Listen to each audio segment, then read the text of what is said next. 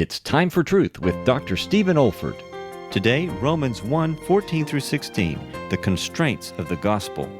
So as much as in me is, I'm ready to preach the gospel to you that are at Rome, for I am not ashamed of the gospel of Christ.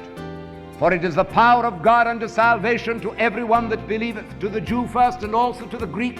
This brilliant intellect of the first century stands astride the first century world, and he looks at Jerusalem, and he looks at Antioch, and he looks at Ephesus, and he looks at Thessalonica, and now he looks at Rome, and he says, I'm unashamed of the gospel of Christ. For in that gospel is the wisdom of God, and the power of God in that gospel is the only answer to humankind. And I stand totally unashamed before Nero at the very top, to any man beneath him, and all in between. I'm unashamed of the gospel of Christ.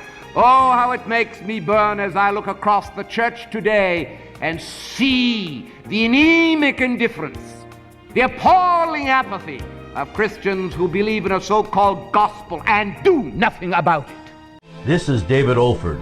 You have been listening to a message from God's Word delivered by my late father, Dr. Stephen F. Olford, who went to be with the Lord in the year 2004.